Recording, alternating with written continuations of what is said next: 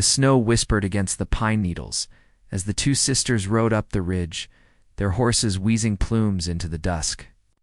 The sky was bruised lavender, the kind of color that came before the cold sank deep and didn't let go until morning. Hooves crunched frost, the trail behind them nothing but a crooked ribbon through a white silence. Their shawls were soaked through, faces wind-chapped, lips pale. Mara rode ahead, her back stiff, one hand on the reins, the other on the butt of the revolver tied to her thigh with a strip of rawhide. Clara followed close, her eyes darting like a deer's.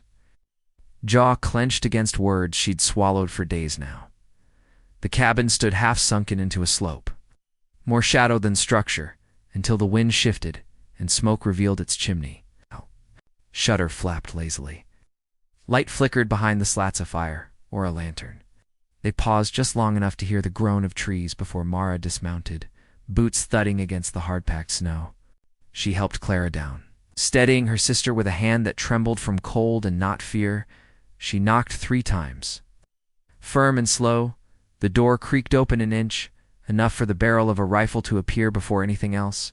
It'll mantle, gaunt eyes hollowed by something older than age. His hair was dark with silver threading through, braided loosely and tucked over one shoulder like a forgotten ceremony. Scars across his cheek looked like something clawed, not sliced.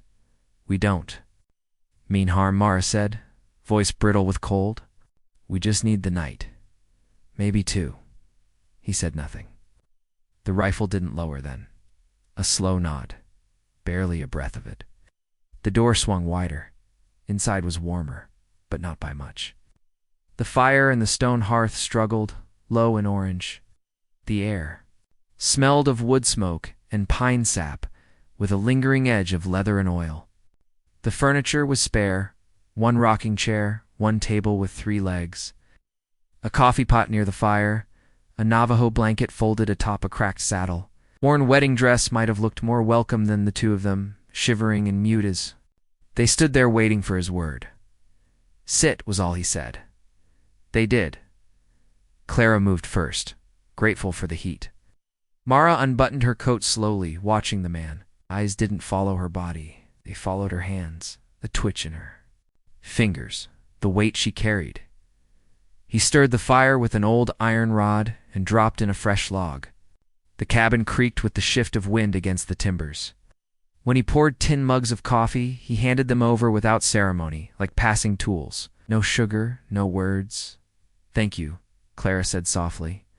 The man gave no reply. He settled onto a short stool near the fire, resting the rifle upright beside his knee. He didn't ask where they came from. He didn't tell them his name. Still, Mara watched him. The way he moved quiet, like a man used to solitude and ghosts. The braid meant something she didn't know what, but it was not for fashion. The scars meant something too. She thought of her husband, how he'd laughed too loud, how his kindness bled out on saloon floorboards after doing right by the wrong man. She thought of the men who had smiled and lied and chased them to the edge of nowhere. This man didn't smile. He didn't lie. He just handed her coffee and led her near the fire. When Clara fell asleep, curled on the blanket, Mara stayed awake. "Hoo!" The firelight danced across Elias's face as he sat still. A man carved from ash and muscle. He didn't speak all night. Didn't sleep either. But when the fire burned low, he stood, stoked it, and laid another log down quiet. Like a prayer, and Mara understood. He'd let them stay.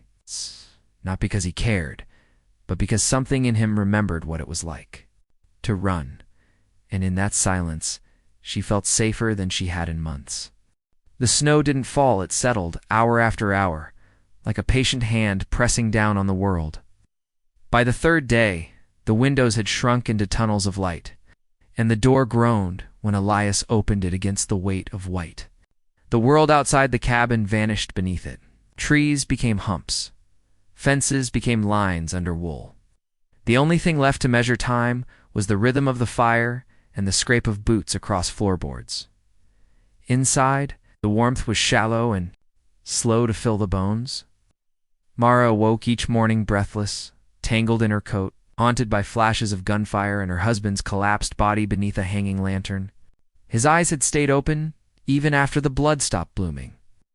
She never remembered the screams, only the dull thud of flesh against wood.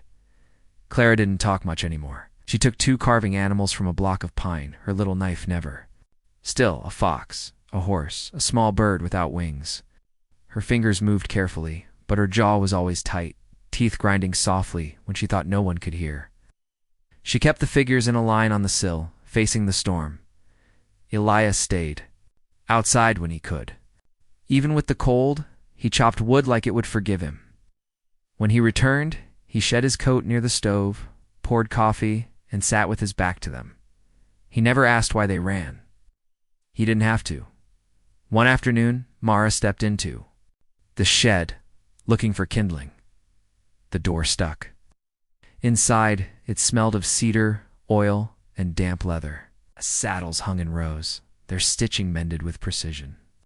A pair of moccasins sat beside heavy riding boots. Above them, a flute trill, carved bone. Burnished smooth rested on 2 iron nails hammered into a beam. Mara didn't touch it, but she looked long. That night, Elias sat by the hearth with a strip of rawhide in his hands. He wasn't doing it for them. He didn't seem to notice them watching. His fingers moved with quiet purpose, twisting the leather into a braid tight and even. His face was empty of thought, but not of feeling. Mara watched from the shadows. The braid pulled at something in her chest.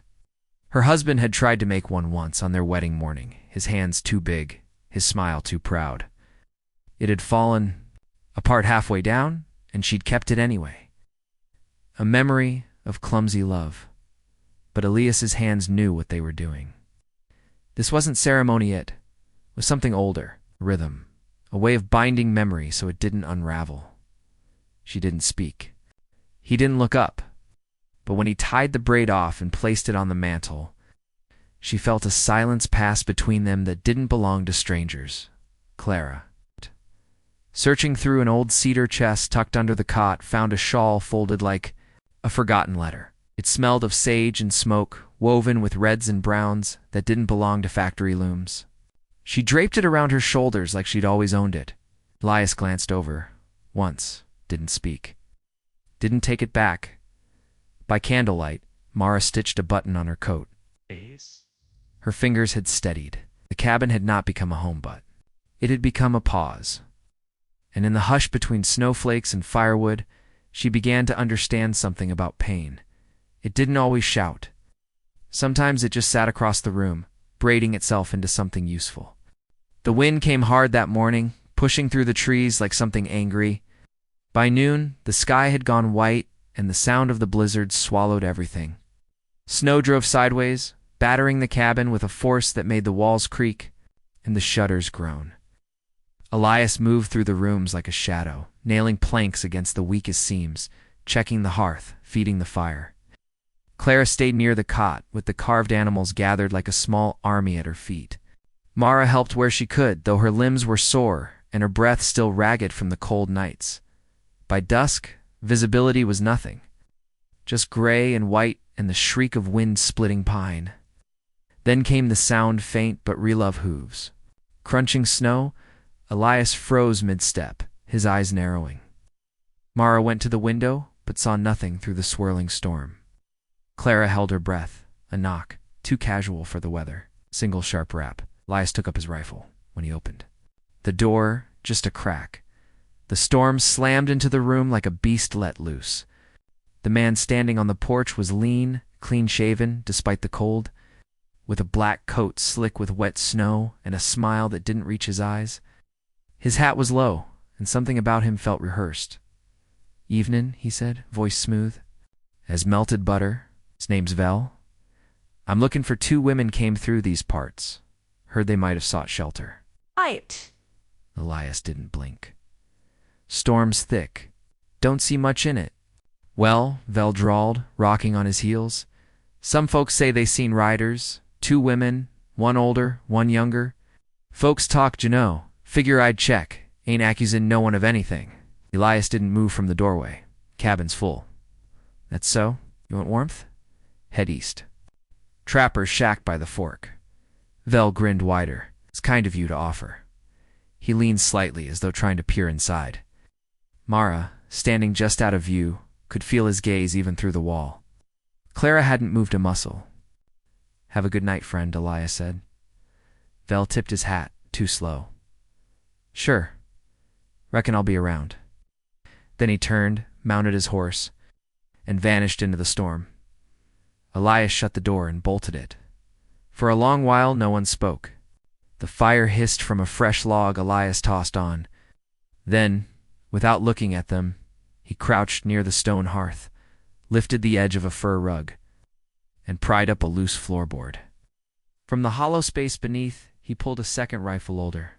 But oiled and ready, he leaned it against the wall, looked at Mara. "You know why he came?" It was not a question. Mara nodded once. "We do." He didn't ask what they'd done, who they were running from, whether they deserved the hunt. That night, the wind screamed louder than ever, and the fire cast long, nervous shadows across the walls. Clara sat up all night, the shawl tight around her shoulders, the bird carving clutched in her hand. Mara sat opposite Elias, a mug of coffee gone cold in her lap. Watching the snow creep under the door like frostbitten fingers, she didn't thank him. He didn't want thanks, but when he handed her the second rifle without a word, she took it like a vow. In that moment, she understood some men protect with noise and guns and big speeches. Elias did it with a stare that didn't flinch and a porch he didn't let the devil cross. The storm did not break. It lingered, patient as grief. Days blurred into one another, marked only by the groan of the rafters and the slow dwindling of wood and flour. Snow choked the light from the windows. It was nowhere to go but inwards. They moved around each other like ghosts in a shared haunt. Elias rose before first light and tended the fire with the same care one might give a wound. Mara watched him quiet as he knelt by the hearth each morning and opened a small cedar box always the same. He'd lift the lid, rest a hand inside it, and bow his head. Soil or ash, she couldn't tell. But whatever it was, it held the weight of something final. He never spoke while doing it, but his lips moved. Prayer, she thought, or apology. Clara broke the silence first. She asked about the tools, how he'd mended the old stirrup, what the pelt hanging near the door had once been. He answered her. In short sentences, his voice even and slow. It wasn't warmth, it was respect. One afternoon, Clara picked up the feathered sash folded atop the saddle near the window. She held it like something sacred. It was hers, Elias said. My wife, he didn't look at them as he spoke. She was dying. We were married 5 winters. She taught me to live quiet, to listen. He paused. I died in a raid. Settlers mostly. Some wore army coats. Some didn't. Mara didn't ask more. The pain in his voice wasn't in the words, but in how still he held himself, like if he moved, he'd break. She noticed his hand tremble when he poured coffee into a tin cup, the ripple of steam catching the candlelight like a spirit leaving the body. That night, while Clara slept and Elias sat whittling something at the edge of the firelight, Mara dug into her saddlebag. The fabric was still there. Wrinkled, soiled, torn across the shoulder seam. Her wedding dress. She held it in her lap, cold and stiff with the dust of flight. The hem still crusted in dried blood, someone else's. Maybe, maybe not. She didn't remember. She didn't cry. One by one, she fed it into the stove. Not dramatically, no speeches. No gasping goodbyes. Just a sleeve. Then a fold of lace. Then the torn bodice. The flames licked at it with greedy tongues, turning memory into heat and ash. When she finished, she turned on to Elias was there. He hadn't watched, but he knew. He handed her a tin cup of coffee, the same way he handed her warmth on that first night. Nothing said, nothing needed. Mara sat beside him, the fire warm against her knees, her eyes dry but burning. She didn't know if it was the storm or the man, or the way grief recognized itself in others, but something inside her had changed. Not healed, not yet, but it had shifted. She sipped the coffee slowly, letting the silence wrap around her like a shawl she hadn't worn in years. And for the first time since her husband fell, since the blood dried on her knuckles, she didn't feel alone in it. The thaw came like a slow breath, turning to mud. Icicles weeping from the eaves, pine needles dripping in the hush after snow. The silence changed. No longer muffled by white, it grew sharp, full of warnings. Birds returned, but so did the smell of wet gunmetal in the air. Mara felt it first drizzing in her chest like a bruise not yet visible. Clara grew restless. Elias grew still. He watched the tree line with that old, quiet tension and kept his rifle near even when chopping wood. It happened just before dusk, sleet turning the world slick and gray. Hooves again, 3 riders, slow and heavy with purpose. The bounty man came first, Val, with that same smug twist to his mouth, but now he wasn't alone. One man wore the old sheriff's badge turned inside out. Mara knew him. Her husband's deputy, once corrupt, bitter, small. The third man looked mean just to stay alive. They dismounted without speaking, spread out like they'd practiced this. Val called out, "We asked nicely last time." Elias stepped onto the porch, rifle cradled in his arms like something he built with his own hands. "This land's not yours," Val said, "but I'll give you the chance to step aside." Elias didn't. They moved fast after that. One man circled to the barn, another flanked the door. Val grabbed Mara by the arm, dragged her into the open mud. Elias came off the porch like smoke off dry kindling. The rifle cracked once, sharp and clean. One man dropped. The second shouted, wild, and fired wide. Clara hid under the floor, her hands pressed over her ears, heart beating louder than bullets. Mara didn't scream, didn't flinch. She ducked, grabbed the downed man's rifle, and rose beside Elias. Her boots sank in the mud as she fired once, missed but didn't step back. The wounded man bled into the sleet. Vel turned tail and rode into the trees like a fox spooked. From a hen house, then came silence again, wet, heavy, final. Elias lowered his rifle. Mara didn't look at the bodies, not right away. She looked at him, really looked. At the mud on his coat, the line of blood along his sleeve, the calm in his jaw. He wasn't shaking, he wasn't angry. He'd done what needed doing, nothing more. They buried the dead by moonlight, the soil thick and black. Clara came out, after silent but dry-eyed, and laid a braid of horsehair atop the stones, a farewell older than justice, more honest than law. The fire that night burned low but hot. Nobody spoke. But Mara sat close to Elias, their shoulders nearly touching. And when she leaned back against the wall, her fingers brushed his. Neither pulled away. They had not chosen each other. But here they were. They had stood. When the last snow gave way to crocus and runoff, the trail opened again. The world was brown and raw, earth bleeding where ice had laid thick. The horses breathed easier, the wind grew gentler, and Clara stood taller than she had in months. She packed light, a tin of flour, the carved figures she'd made, the shawl she refused to return. There was a ranch east of the mountains. A widow there owed Mara a kindness from long ago. Clara would go, make something of her own. Elia saddled her horse without a word, but when Clara hugged him, quick and fierce, he stiffened like a man struck. Then his hand came to rest, uncertain on her back. "You ride careful," was all he said. She nodded. Then she was gone, hooves vanishing into wet grass and sunshadow. Mara stayed behind. "One more night," she said. "Just one." The next morning, they sat on the porch, the wind rolling down the pines, chairs creaking in quiet rhythm. Mara watched. The sky, wide and pale as clean linen, the silence between them was not empty now. It held things. Choice, history, heat. "I never minded silence," she said at last. "It's just noise with its boots off." Elias didn't smile, but his eyes warmed like coals beneath ash. She looked straight ahead. "Cabin'll need 2 hands come summer." "You mean to keep the roof from sagging?" He didn't answer. But he rose, disappeared inside, and returned with a shawl woven old, mended with thread of 2 colors and a coffee cup, half full, still warm. She took them both. By midday, she stood by the spring, washing his saddle with steady hands. Her braid was tight, fresh, shred purposeful, as if weaving herself back together. Elias chopped wood not far off, eyes on the horizon, but they both knew he saw her. The rocking chairs creaked in the wind. One moved empty, the other did not. And the cabin, once a shelter of grief and ghosts, now stood watch over something growing, something earned, something quiet, and maybe if spring held something lasting.